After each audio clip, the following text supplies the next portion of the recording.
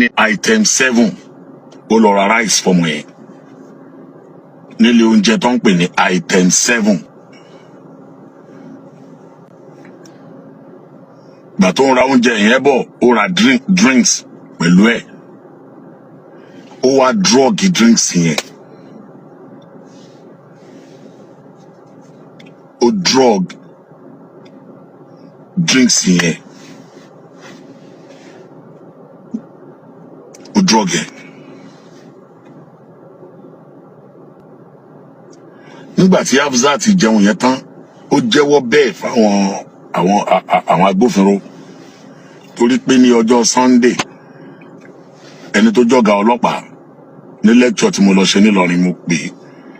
dìde du ẹni tó bá lọ wo lecture mi lọ́jọ́ Sunday pé ọmọ tó wà ní custody yín yẹn o kò sí pardon o pé ẹja àfojú kíní kan wò ẹja àṣẹ kíní kan o kò dẹ̀ sí ti ń jẹ́ wọ́n gbére o torí gbogbo ohun tí bá ń jẹ́ wọ́n gbére láyé story ni máa bá dé o lórí tó ń ṣe yìí o táwọn Kùránì sọ fún wa ni pé an-nafsu bin-nafsi ẹni bá pààyàn tó bá gbẹ̀mí yàn gbẹ̀mí tiẹ̀ náà ni o.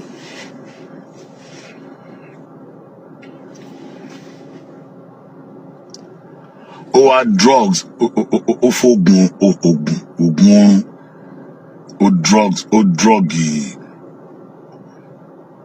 ó drọ́ọ̀gì drink tọmọ yẹn máa mú nígbà tó drọ́ọ̀gì drink ọmọ yẹn ó gbóúnjẹ yẹn wọnú ilé ọmọ jẹun ó mu drink ọmọ bá sùn lọ ó wá bá ọmọ yẹn sùn ó wá bá sùn títí tí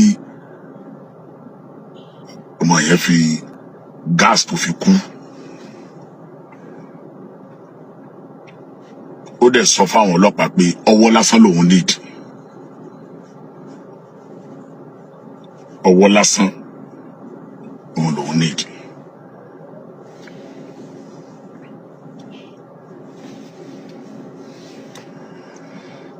ó pa ọmọ yẹn gbogbo àwọn páàtì ara ọmọ yẹn tó kù ló kó sínú kíní tẹ́rí yẹn ẹ̀ẹ̀mejì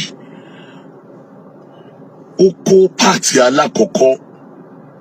ó gbé lọ sí ibì kan tó ń pè ní Michael Modu dustbin kan tó wà ń bẹ̀ bí ṣe sọ yàwọn tó bá jọmọ lọrin yóò ti mọ ibi tí mo sọ yìí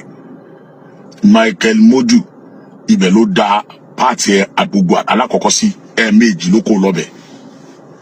torí pé nígbà táwọn ọlọ́pàá padà wá tó mú àwọn ọlọ́pàá débi bí yẹn wọn àtúnkì ní ẹdẹ sálẹ̀ wọ́n rí àwọn páàtì díẹ̀ wọ́n rí kó jáde kó inú bin tó da ẹran ara ọmọ yẹn sí.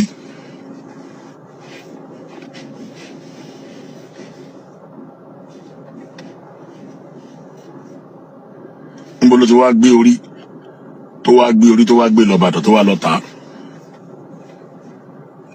tẹ́ ń kúrọ́ máa ará Ìbàdàn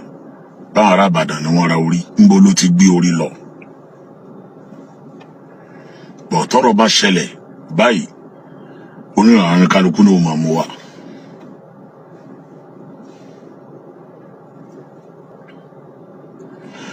alákọ̀ọ́kọ́ ó kó lọ́bẹ̀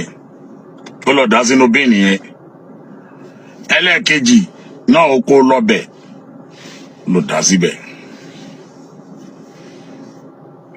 ẹ̀ẹ̀mejì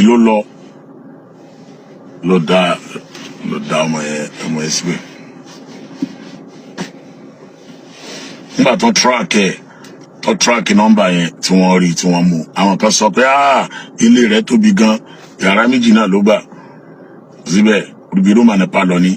àwọn nǹkan tó bánu ilé ẹ̀rí wọ́n bá ọṣẹ dúdú èyí tó kó sínú pósí la ilaha illallah ọṣẹ dúdú tó kó sínú pósí wọ́n bá nu ilé ẹ̀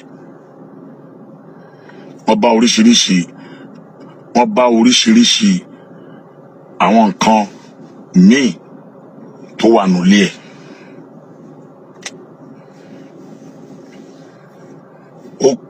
Tébù yẹn ó sá ọmọ yẹn wẹ́lẹ́wẹ́lẹ́ ó kún ọmọ yẹn lẹ́yìn ìgbà tó bá a sùn tẹ́mi bọ́ lára ọmọ yẹn. Tẹ́ bá gbogbo lẹ́lẹ̀ yẹn rí ẹ̀jẹ̀ rẹpẹtẹ ó sá ọmọ yẹn wẹ́lẹ́wẹ́lẹ́ ó dẹ̀ yọ apá tóun fẹ́ lù. ó wá kó ìtókù sínú ike ọ̀dà yẹn òun ni wá ń gbé lọ sí bẹ́yẹn ni wá lọ ń dànù síbẹ̀.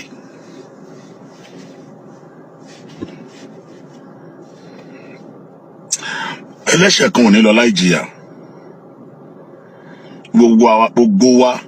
ìwọ ló mọ́nú ara rẹ o ìwọ àfáà tó ń wò mí ìyá tèmi náà ti wọ náà o kálukú wa la mọ́nú ara wa o. ẹ máa rántí yawma tubla sarairu fama lahu min quwwatin wala nasirin. àṣírí rẹ ò tí ì tú ni. àṣírí rẹ kò tí ì tú ni kò ì tú ni. ẹ lọ ka Zabura ala lisani sayyidina Dawud alayhi salatu wa salam. oni man kasara hudan ala qabri mayyitin faka annama qatala 60 nabiyan wa qatala abahu wa ummahu. ẹni bá mú igi ẹni bá lọ mú igi lórí sàárè òkú tó wà nù sàárè kọ́ o ẹni bá lọ mú igi kan bóyá ewé tó máa ń wù lórí sàárè ṣàbà pé àwọn sàárè mi wà táwọn ewé máa ń wù níbẹ̀ báyìí ẹni tó bá wá lọ mú ewé nínú sàárè tó bá lọ já ewé kan àbó lọ mú igi kan nínú sàárè ó wá pò papọ̀ mọ́ nǹkan kan ó lóun fi ṣoògùn fàkà ànàmà qatala 60 nabiyan wa qatala abahu wa ummahu. Olúwa ní ẹ̀san tí irú ẹni bẹ́ẹ̀ ó gbà á dà gẹ́gẹ́ bí ẹ̀san ẹni tó pa àwọn ànábì Ọlọ́run 60 ni kò mú ẹ tó subhanallah.